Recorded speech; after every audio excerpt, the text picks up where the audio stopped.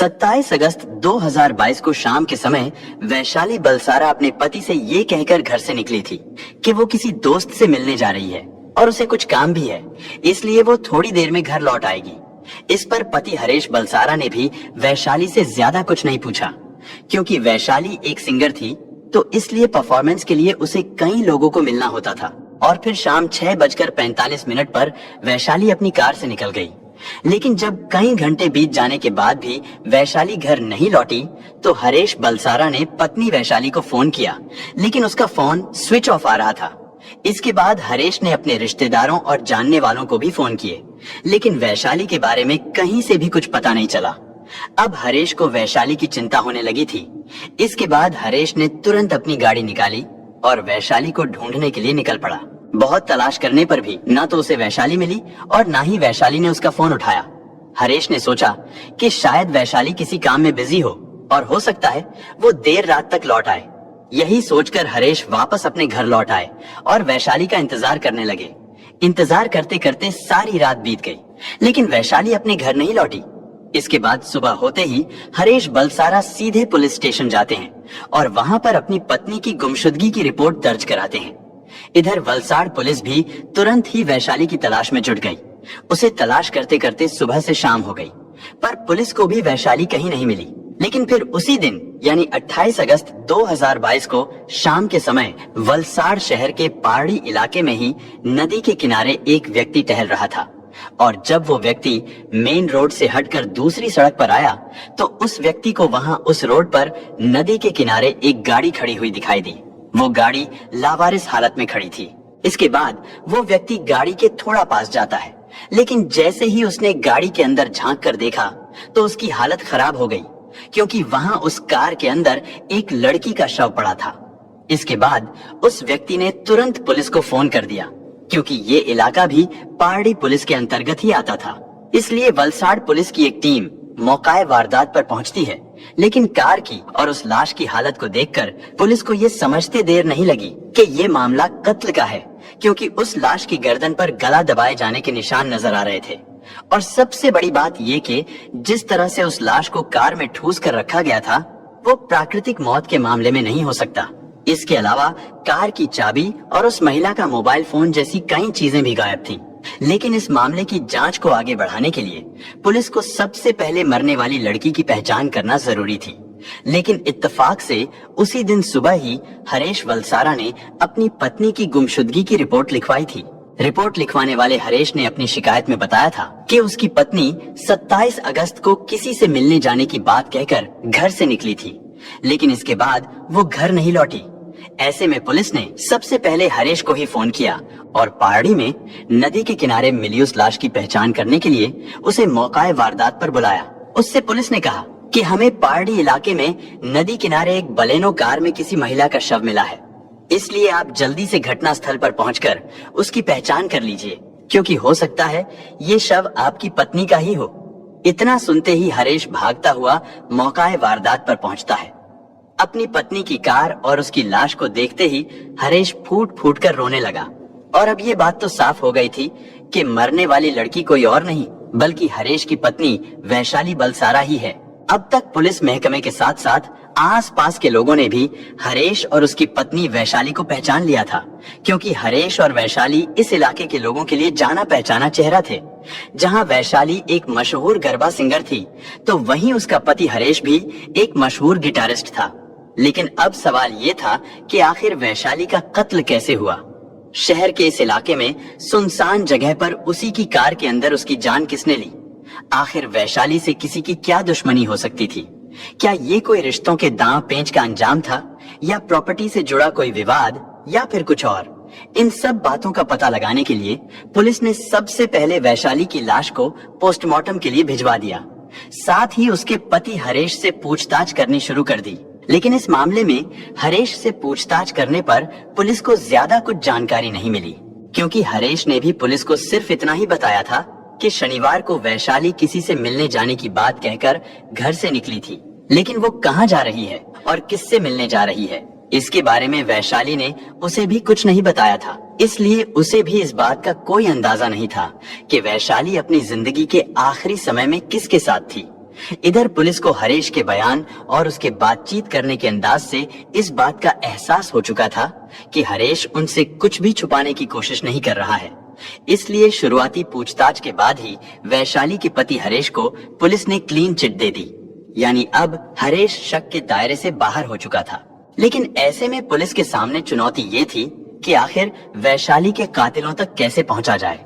जांच को आगे बढ़ाने के लिए वलसाड़ पुलिस ने टेक्निकल सर्विलांस के साथ साथ 8 अलग अलग पुलिस टीमें बनाई, जिन्हें उनके हिस्से का काम सौंप दिया गया।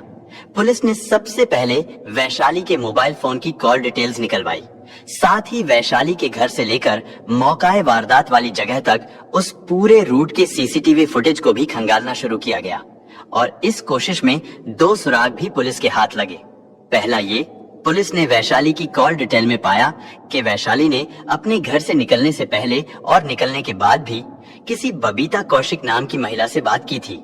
और दूसरा ये कि मौकाए वारदात के आसपास के सीसीटीवी कैमरों में भी 27 अगस्त की शाम को बबीता कौशिक ही कई जगह पर नजर आई थी। ये दोनों चीजें एक दूसरे से बिल्कुल मेल खा रही थी। साथ ही पुलिस को ये भी पता चलता है कि बबीता कौशिक वैशाली की बहुत अच्छी दोस्त थी। इसके बाद पुलिस ने बिना देरी किए बबीता को पुलिस स्टेशन लाकर उससे पूछताछ करने का फैसला किया। लेकिन अब पुलिस के सामने प्रॉब्लम ये थी कि जो बबीता शक के घेरे में थी, दरअसल वो खुद 9 महीने की प्रेग्नेंट थी और वो किसी भी समय बच्चे को जन्म दे सकती थी। ऐसे में उससे सख्ती से पूछताछ करना बिल्कुल भी ठीक नहीं था, क्योंकि इससे बबीता के साथ साथ उसकी कोख में पल रहे बच्चे की जान को भी खतरा हो सकता था। लेकिन उससे पूछताछ करनी भी जरूरी थी। इसके लिए पुलिस ने एक मेडिकल ऑफिसर को बुलाकर उसकी मौजूदगी में बबीता से पूछताछ करनी शुरू की। हालांकि पुलिस को बबीता के खिलाफ मिले सबूतों के साथ साथ उसकी बॉडी लैंग्वेज को देखकर भी लग रहा था कि इस कत्ल में बबीता का कुछ ना कुछ हाथ तो जरूर है। लेकिन पुलिस के लिए सारी कड़ियों को जोड़ना अभी बाकी था और जैसे ही पुलिस ने बबीता से सवाल जवाब करने शुरू किए तो इस कत्ल में एक के बाद एक कई राज खुलते चले गए। पूछताछ के दौरान बबीता ने पहले तो 27 तारीख को शहर के पहाड़ी इलाके की ओर जाने की बात से साफ इनकार कर दिया था। लेकिन जब पुलिस ने अपने पास उसकी कई सीसीटीवी फुटेज होने की बात कही तो उसने ये स्वीकार कर लिया कि हाँ, वो शाम के समय पहाड़ी इलाके की ओर गई थी और वहां पर उसकी मुलाकात अपनी दोस्त वैशाली से भी हुई थी। इसके बाद पुलिस ने बबीता को परखने और उसे उसकी ही बातों में फंसाने के लिए एक और चाल चली। पुलिस ने उससे पूछा कि क्या उसने वैशाली को किसी और के साथ देखा था। इस पर बबीता ने तुरंत कहा कि हाँ, उस दिन वैशाली अपनी कार में 2 लोगों के साथ मौजूद थी। इसके बाद पुलिस ने जानबूझकर बबीता को एक ऐसे व्यक्ति की फोटो दिखाई जिसका इस मामले से दूर दूर तक कोई भी लेना देना नहीं था, क्योंकि बबीता तो पहले ही इस मामले से बचना चाहती थी। इसलिए बबीता ने उस अनजान व्यक्ति की फोटो को देखकर कहा कि हाँ, मैंने उस दिन वैशाली के साथ इस व्यक्ति को देखा था। और इससे साफ हो गया था कि बबीता अब भी झूठ बोल रही है। इसके बाद पुलिस ने बबीता का सच्चाई से सामना करवाया और उसे बताया कि इस तरह झूठ बोलकर वो खुद ही अपनी बातों में फंस चुकी है, क्योंकि जिस व्यक्ति को बबीता वैशाली के साथ देखने की बात कह रही थी वो व्यक्ति तो वैशाली को जानता तक नहीं था। इसके बाद थोड़ी कड़ाई से पूछताछ करने पर बबीता ने अपना जुर्म स्वीकार कर लिया। लेकिन 9 महीने की गर्भवती बबीता, जो अब किसी भी दिन अपने बच्चे को जन्म देने वाली थी, वो माँ बनने वाली थी। उसे अचानक ऐसा क्या हो गया था जिसकी वजह से उसने अपनी ही दोस्त वैशाली को कत्ल करने का प्लान बना लिया था। लेकिन प्रेग्नेंट बबीता के लिए अकेले ही अपनी दोस्त वैशाली का कत्ल करना मुमकिन नहीं था, यानी इस कत्ल में उसके साथ कोई और व्यक्ति भी शामिल जरूर था। लेकिन अब सवाल आता है कि आखिर वो व्यक्ति कौन हो सकता था, और फिर इसका जवाब भी पुलिस को जल्द ही मिल गया। दरअसल इस घटना से करीब 1 साल पहले वैशाली और बबीता की मुलाकात किसी फंक्शन के दौरान हुई थी। उन दोनों ने नंबर एक्सचेंज किए और फिर वो दोनों फोन पर बातें करने लगी। इसी तरह बात करते करते उन दोनों में दोस्ती हो गई। वैशाली और बबीता की दोस्ती इतनी ज्यादा बढ़ गई थी कि जब भी बबीता को पैसों की जरूरत पड़ती थी तो वो वैशाली से पैसे मांग लेती थी और वैशाली उसकी मदद कर देती थी, यानी वो बबीता को पैसे दे देती थी। और अब बबीता किसी न किसी बहाने वैशाली से पैसे उधार मांगती ही रहती थी। इधर वैशाली भी बिना कुछ सोचे समझे उसे पैसे देती ही जा रही थी और फिर देखते ही देखते वैशाली ने मात्र 1 साल के अंदर बबीता को अलग अलग वक्त में टोटल 25 लाख रुपए उधार दे दिए। पर अब वैशाली अपने 25 लाख रुपए वापस मांग रही थी, लेकिन बबीता वो रुपए नहीं लौटाना चाहती थी, जिसकी वजह से बबीता को बहुत टेंशन होने लगी। उसकी फाइनेंशियल कंडीशन ऐसी नहीं थी कि वो वैशाली का कर्ज उतार सके, लेकिन फिर भी उसने वैशाली से कह दिया था कि वो इतनी बड़ी रकम एक बार में तो नहीं दे सकती, मगर फिर भी वो थोड़ा थोड़ा करके सारा कर्ज उतार देगी। वैशाली इस बात को भी मान गई, लेकिन असल में तो बबीता वो रुपए लौटाना ही नहीं चाहती थी। धीरे धीरे उधार के उन 25 लाख रुपए के चलते ही अब उन दोनों के रिश्तों में भी कड़वाहट आने लगी थी। और जब बबीता पर वैशाली ने पैसे चुकाने के लिए दबाव बनाना शुरू किया, तो इस पर बबीता ने सोचा कि क्यों ना वैशाली को ही रास्ते से हटा दिया जाए। बबीता उस समय फेसबुक पर भी एक्टिव रहती थी और फेसबुक पर उसके ढेर सारे फ्रेंड्स भी थे, जिनमें से कुछ के साथ वो अक्सर चैटिंग भी करती थी। इसी बीच बबीता ने अपने कुछ फेसबुक फ्रेंड्स को भरोसे में लेकर उन्हें भी ये कहानी सुनाई और उनसे कहा कि वो अपनी दोस्त वैशाली से पीछा छुड़ाना चाहती है। उसके इन्हीं फेसबुक फ्रेंड्स में एक सुपारी किलर भी था, जिसका नाम था सुखविंदर सिंह भाटी। वो पंजाब का रहने वाला था। वो दोनों पिछले कई सालों से फेसबुक फ्रेंड्स थे। बबीता ने वैशाली को रास्ते से हटाने के लिए सुखविंदर सिंह से बात की। सुखविंदर सिंह वैशाली की जान लेने के लिए तैयार हो गया, लेकिन इसके लिए सुखविंदर ने बबीता से 10 लाख रुपए की मांग की। बबीता ने उसके साथ मोल भाव करना शुरू कर दिया और फिर 8 लाख रुपए में वैशाली का कत्ल करने की बात तय हो गई, क्योंकि सुखविंदर भी ये काम अकेला नहीं कर सकता था। इसीलिए उसने अपने एक दोस्त त्रिलोक सिंह को भी इस साजिश में शामिल कर लिया था। इधर वैशाली भी बबीता की अच्छी दोस्त थी। वैशाली उस पर बहुत भरोसा करती थी। बबीता जब भी वैशाली को कहीं बुलाती तो वो बिना कुछ सोचे समझे बबीता के पास पहुंच जाती थी। 27 अगस्त की शाम को भी बबीता ने वैशाली को फोन किया। उसने वैशाली को उधार दिए गए रुपए वापस लौटाने का झांसा दिया। इसके बाद तयशुदा प्लान के मुताबिक 27 अगस्त की शाम को बबीता और 2 सुपारी किलर्स वलसाड़ के पहाड़ी इलाके में खाली पड़ी एक डायमंड फैक्ट्री में पहुंचते हैं। बबीता अपनी स्कूटी से आई थी, लेकिन प्लान के अनुसार उसने अपनी स्कूटी को वारदात वाली जगह से करीब 1 किलोमीटर पहले ही पार्क कर दिया था। बबीता वहां से ऑटो में बैठकर खाली पड़ी उस डायमंड फैक्ट्री में पहुंच गई।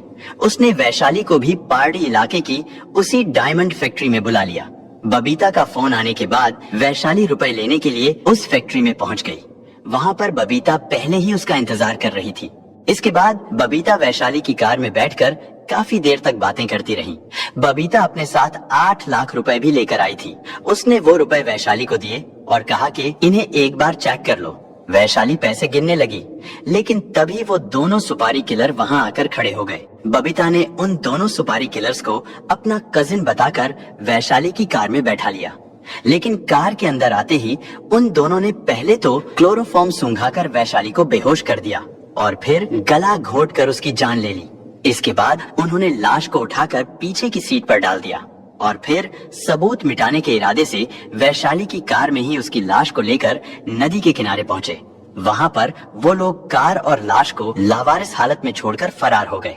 बबीता अपने साथ 8 लाख रुपए लेकर आई थी और ये रुपए उसे वैशाली को देने थे, लेकिन वैशाली से पीछा छुड़ाने के लिए उसने वही 8 लाख रुपए सुपारी के तौर पर उन किराए के कातिलों को दे दिए थे। इस बयान के आधार पर पुलिस ने बबीता को अरेस्ट कर लिया था। साथ ही पुलिस ने पंजाब से एक सुपारी किलर सुखविंदर को भी अरेस्ट कर लिया था।